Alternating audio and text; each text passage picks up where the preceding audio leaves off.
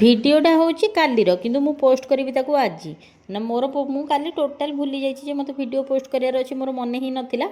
ତ ଏଇଠିକି ମୁଁ ପଳାଇ ଆସିଥିଲି LIC କଲୋନୀ ମାନେ ଏଇଠି ଆଗରୁ ଏଇ ଯେଉଁ ଘରଟା ମୁଁ ଦେଖାଉଛି ଏଇଠି ବାପା ଆଗରୁ ରହୁଥିଲେ ତାଙ୍କୁ ଗଭର୍ଣ୍ଣମେଣ୍ଟରୁ ମିଳିଥିଲା ଏ ଘର ଯେତେବେଳେ ବାପା ଚାକିରି କରିଥିଲେ ବାପାଙ୍କର ଯେହେତୁ ରିଟାୟାରମେଣ୍ଟ ହେଇଗଲାଣି ତ ସେଠି ଆଉ ଆମେ ରହୁନୁ ତାଠୁ ଟିକେ ଦୂରରେ ରହୁଛୁ।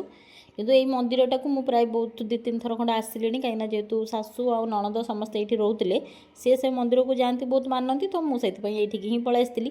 ଅଧଘଣ୍ଟେ ଖଣ୍ଡେ ଅପେକ୍ଷା କଲା ପରେ ଭଗବାନଙ୍କର ଦର୍ଶନ ହେଇଯାଇଥିଲା। ଆଉ ମୁଁ ମୋ ନଣନ୍ଦକୁ ଭିଡ଼ିଓ କଲ୍ କରିକି ବି ଟିକେ ଘରଟା ଦେଖେଇଦେଲି କାହିଁକିନା ସେ ଘରଟା ଦେଖିଲେ ଟିକେ ମାନେ ଇମୋସନାଲ୍ ହେଇଯାଏ ଯେହେତୁ ସେ ବହୁତ ବର୍ଷ ଏଠି ରହିଛି ଆଉ ତାର ସେଇଠି ସବୁ ବହୁତ ଚିହ୍ନା ପରିଚିତ ବି ଅଛନ୍ତି ସେଥିପାଇଁ ସେ ଟିକେ ଇମୋସନାଲ୍ ହେଇଯାଏ ସେ ଘରଟାକୁ ଦେଖିଲା ପରେ। ଆଉ ଘରେ ଆମର ଏଠି ବନିଥିଲା କାକରା ଆଉ ମୋ ପୁଅ ଯାଇକି ସେତେବେଳେ ଯାତ୍ରା କରିଦେଇଥିଲା ଆଣ୍ଟିଙ୍କ ଘରେ ମାନେ ପୁରା ଅଳିଆ ଗଦା କରିଦେଇଛି ଯେହେତୁ ମୁଁ ପାଟି କଲା ବେଳକୁ ତାକୁ କାହିଁକି ତୁ ଏଠି ଏମିତି କରୁଛୁ ମୋତେ ଭାଇ ଭାଉଜ ଓଲଟା ପାଟି କରୁଛନ୍ତି ତମେ ତାକୁ ଗାଳି କରିବାକୁ କିଏ। ସନ୍ଧ୍ୟାବେଳେ ମୁଁ ପଳାଇ ଆସିଥିଲି ମାର୍କେଟ ରହିଲି ଦେଖା